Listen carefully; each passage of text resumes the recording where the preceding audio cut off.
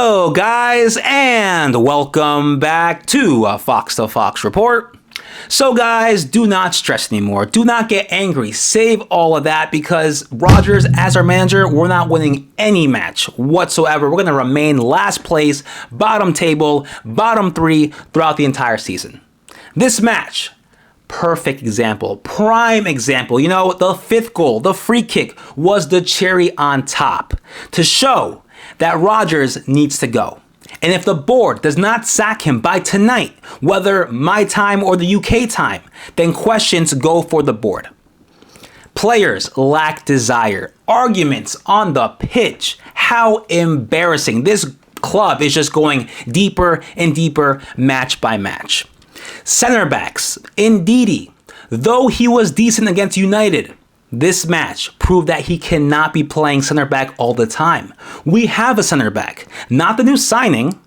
We have Soyuncu. We need to look at our other options. But no, Rodgers says Soyuncu is nowhere near the level he needs to be. So what do? You exclude him.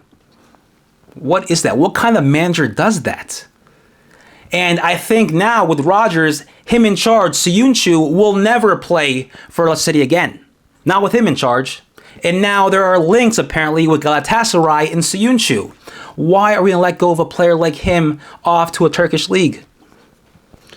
Crazy. And now Castagna. I thought he didn't play against United because we had so many matches within a short amount of time that he wanted to rest them against United and put him for Brighton. But no, he puts in Luke Thomas. And Luke Thomas, fair to say, hasn't been playing well. So many things, so many corrections. I guess the only good one was the fact that Iheanacho and Daka needed to play, or at least two strikers up top, which worked out, in the first minute great. And I think the whole first minute was a big tease because that first minute we played fantastic, great pressure, the intensity that we needed. But no, it was just a minute. And after that, we go back to the same old Leicester, opening so much space for the opponents, not tracking back in time, looking like we don't care, and then Brighton score their goals. Just unbelievable. And yeah, like I said, with Rodgers in charge, these players have no hope. They've almost accepted that we're going to be in the bottom table for the majority of the season.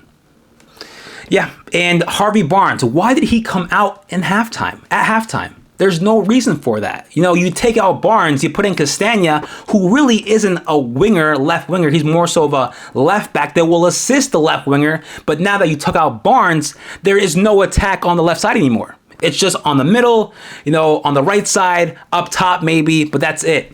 And barely on the right side because Justin's not really a right winger as well.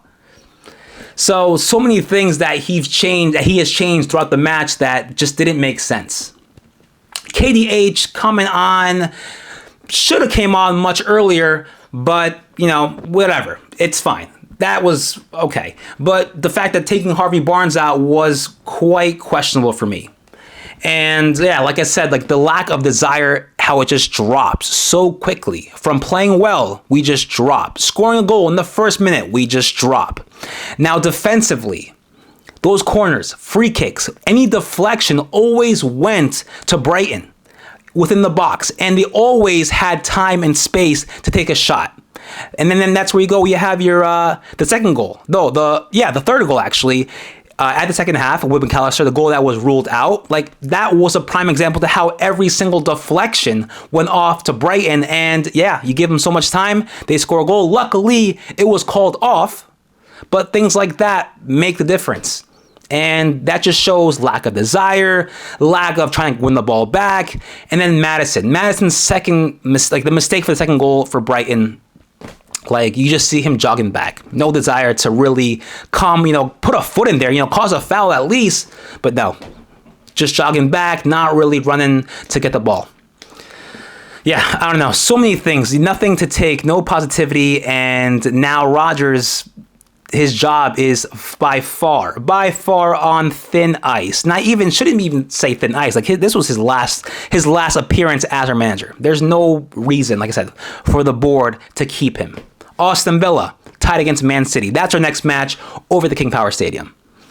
I do not want to see him as our manager. That title, Leicester City manager, Brendan Rodgers, should not remain together by Monday.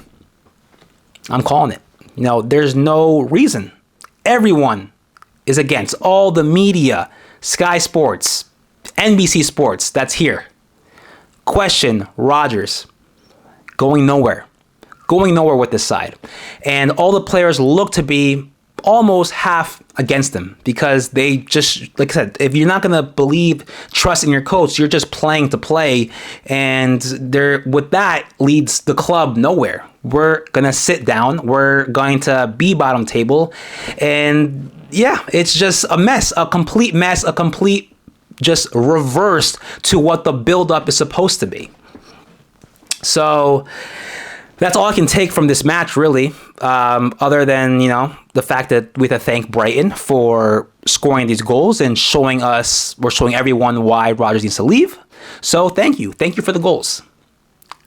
All right. Well, yeah, that's all I have. There's nothing, like I said, there's no reason to be mad anymore. After I saw the third goal, the fourth goal, it was just, whatever. Let's see what happens, what we can do, how many goals we cannot let in after that. But yeah, let me know what you guys think regarding this match, regarding Rodgers, the changes, anything. What is your just pronostics on this match? What do you predict to happen within the next 10, 12 hours?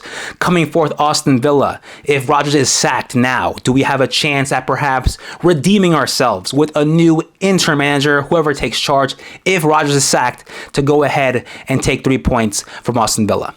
But that's all I have for this post-match review between Brighton and Leicester City. I'll see you next time.